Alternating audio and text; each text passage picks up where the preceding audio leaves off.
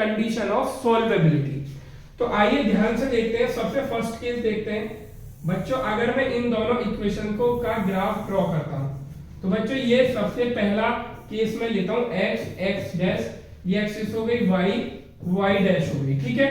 तो यहाँ पे मैं दोनों इक्वेशंस को मार्क करता हूं कि कैसे।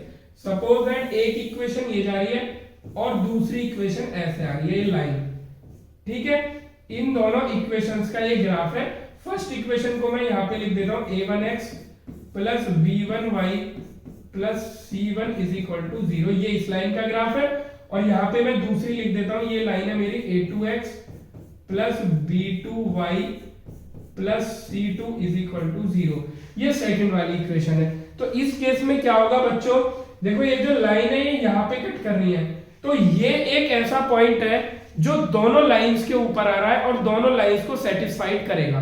तो हम ये देखेंगे ये वाला जो सॉल्यूशन है, ये जो पॉइंट है ये इन दोनों लाइंस को सेटिस्फाइड करेगा। यानी अगर इस तरह से इंटरसेक्टिंग लाइंस होती हैं, क्या होती है हमारी इंटरसेक्टिंग लाइन, इस केस को क्या बोलते हैं इंटरसेक्टिंग लाइंस। आप इन तीनों चीजों को जरूर लिखेंगे। इंटरसेक्टिंग लाइंस अगर हमारी है तो कितने सॉल्यूशन मिलेंगे बच्चों, हमें केवल एक पॉइंट मिल रहा है।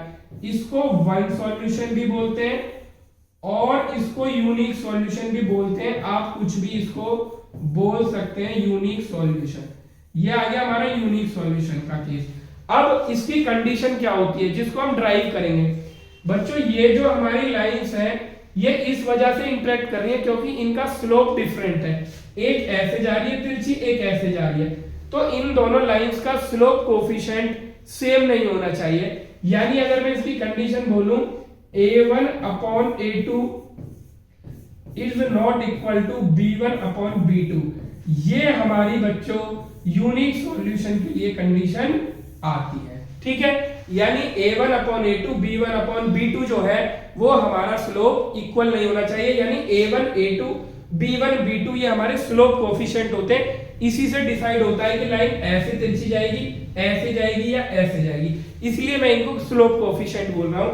और ये c1 c2 जो होते हैं ये बताते हैं कि y एक्सिस पे कितना इंटरसेक्ट